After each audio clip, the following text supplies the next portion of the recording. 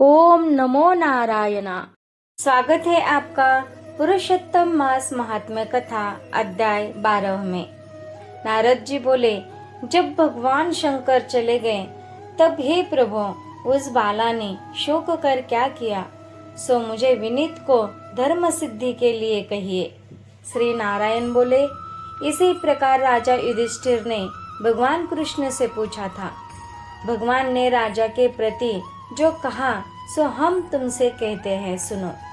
श्री कृष्ण बोले, हे राजन, इस प्रकार जब शिवजी चले गए तब वह बाला प्रभावित हो गई और लंबे श्वास लेती हुई बड़ी डरी और वह कृशोदरी अश्रुपात पूर्वक रोने लगी। हृदयाग्नि से उठी हुई ज्वाला से जलते हुए अंग वाली वह तपस्विनी कन्या वलाग्नि से जले हुए पत्ते वाली लता की तरह हो गई। दुख और ईर्ष्या को प्राप्त उस कन्या का बहुत समय व्यतीत हो गया।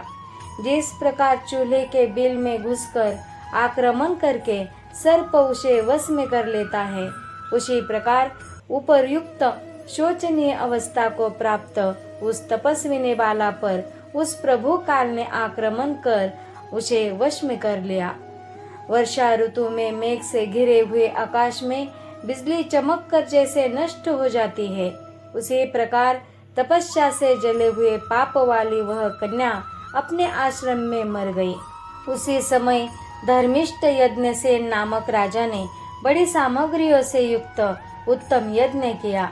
उस यज्ञ कुंड से सुवर्ण के समान कांति वाली एक लड़की उत्पन्न हुई। वही कुमारी द्रुपद राज की कन्या के नाम से संसार में विख्यात हुई। पहले जो मेधावी ऋषि की कन्या थी, वही सब लोगों में द्रौपदी नाम से प्रसिद्ध हुई। उसी को स्वयंवर में मछली को वेद कर भीष्म, कर्ण आदि बहुत से राजाओं को तृण के समान कर क्षुभित रजमंडल में अर्जुन ने पांचाली को पाया। हे मुने, वही द्रौपदी दुष्ट दुशासन द्वारा बाल पकड़कर खींची गई और उसे हृदय विदीर्ण करने वाले वचन सुनाए गए। पुरुषोत्तम की अवहेलना करने के कारण मैंने भी उसकी उपेक्षा की।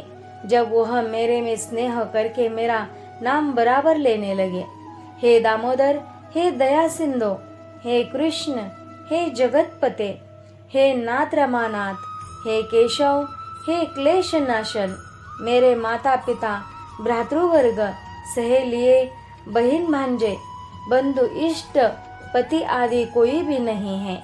हे ऋषिकेश, मेरे तो आप ही सब कुछ है। हे गोविंद, हे गोपिकानाथ, हे दीनबंधो, हे दयानिधे, दुशासन से आक्रमण की गई मुझे क्या आप नहीं जानते?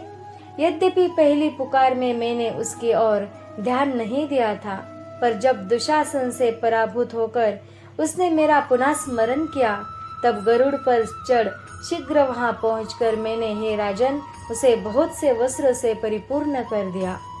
सदा मेरे स्नेह करने वाली मैं ही प्राण हूँ, जिसके ऐसी सदा मेरे भजन में परायण मेरी अत्यंत प्रिया सती सखी मुझको प्राणों के समान होने पर भी पुरुषोत्तम की अवहेलना करने के कारण उसकी उपेक्षा करनी पड़ी।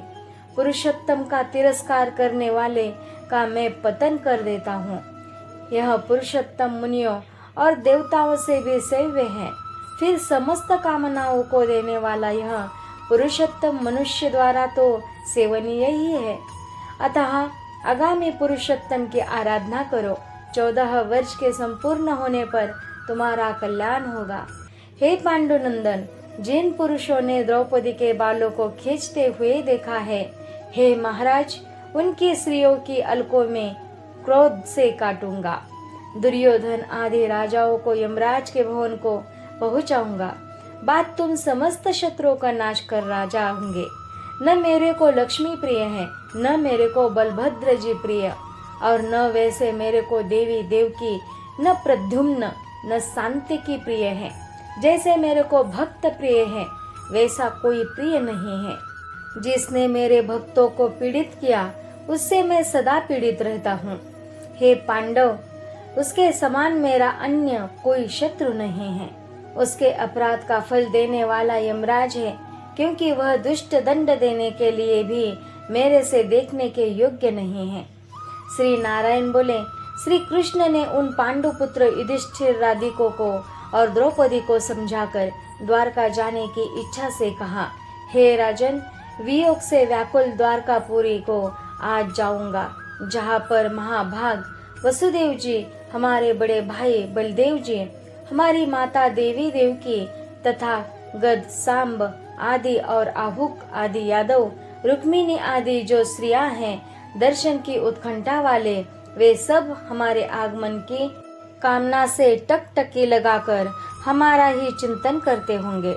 श्री नारायण बोले, इस प्रकार कहते हुए देवेश श्री कृष्ण के गमन को जानकर पांडुपुत्र किस प्रकार गदगद कंठ से बोले, जिस प्रकार जल में रहने वालों का जीवन जल है, उसी तरह हम लोगों के जीवन तो आप ही है। हे जनार्दन, थोड़े ही दिनों के बाद फिर दर्शन हो। पांडव के नाथ हरि है और तीनों लोकों में दूसरा कोई नहीं है। इस प्रकार सामने ही सब लोग कहते हैं, अतः हम लोगों की हमेशा रक्षा करे। हे जगदीश्वर, हम लोग आपके हैं, भूलिएगा नहीं। हम लोगों के चित्त रूपी भ्रमरों का जीवन आपका चरण कमल ही है, आपके ही हमारे आधार है। इसीलिए बारंबार हम सब प्रार्थना करते हैं। इन पांडु पुत्रों के निरंतर इस तरह कहते रहने पर श्री कृष्ण चंद्र प्रेमानंद में मग्न होकर धीरे धीरे रथ पर सवार होकर पीछे चलने वाले पांडु पुत्रों को लौटाकर द्वारकापुरी को गए। श्री नारायण बोले, इसके बाद श्री द्वारकानाथ श्री कृष्ण चंद्र के द्वारका पुरी जाने पर राजा युधिष्ठिर अपने छोटे भाइयों के साथ तप करते हुए तीर्थों में भ्रमण को गए। हे ब्राह्मण, नारद भगवान के प्रिय पुरुषोत्तम मास में मन लगाकर और श्री कृष्ण चंद्र के वचनों को स्मरण करते हुए अपने छोटे भाइयों से तथा द्रौपदी से राजा युधिष्ठिर बोले, अहो, पुरुषोत्तम मास में होने वाले अत्यंत उग्र पुरुषोत्तम का महात्म्य सुना है। पुरुषोत्तम भगवान के पूजन किए बिना सुख किस तरह मिलेगा। इस भारतवर्ष में वह धन्य है, वह पूज्य है, वही श्रेष्ठ है जो अनेक प्रकार के नियमों से पुरुषोत्तम भगवान का पूजनार्चन किया करता है। इस तरह समस्त तीर्थों में भ्रमण करते हुए पांडु पुत्र पुरुषोत्तम मास के आने पर विधि पूर्वक व्रत करने लगे। हे मुने, नारद, व्रत के अंत में 14 वर्ष के पूर्ण होने पर श्री कृष्ण भगवान की कृपा से अतुल निष्कंटक राज्य को प्राप्त किए। पूर्व काल में सूर्यवंश में होने वाला दृढ़ धन्मान नाम का राजा पुरुषोत्तम मास के सेवन से बड़ी लक्ष्मी, पुत्र पौत्र का सुख और अनेक प्रकार के भोगों को भोगकर योगियों को भी दुर्लभ जो भगवान का वैकुंठ लोक है वहां गया। हे मुनि श्रेष्ठ, नारद, इस पुरुषोत्तम मास के अतुल महात्म्य को करोड़ों कल्प समय मिलने पर भी मैं कहने को समर्थ नहीं हूँ। सूत जी बोले, हे विप्र लोग, पुरुषोत्तम मास का महात्म्य कृष्ण द्वैपायन व्यास जी से मैंने सुना है, तथापि कहने को मैं समर्थ नहीं हूँ। सूत जी बोले, हे विप्र लोग, पुरुषोत्तम मास का महात्म्य कृष्ण द्वैपायन से मैंने सुना है, तथापि कहने को मैं समर्थ नहीं हूँ। इस पुरुषोत्तम मास के अखिल महात्म्य को स्वयं नारायण जानते हैं या साक्षात वैकुंठवासी हरि भगवान जानते हैं, परंतु ब्रह्मादि देवताओं से नमस्कार किए जाने वाले हैं। चरण पीठ जिनके ऐसे गोलोकनाथ श्री कृष्ण चंद्र भी अपनाए हुए पुरुषोत्तम मास का संपूर्ण महात्म्य नहीं जानते हैं, तो मनुष्य कहाँ से जान सकता है।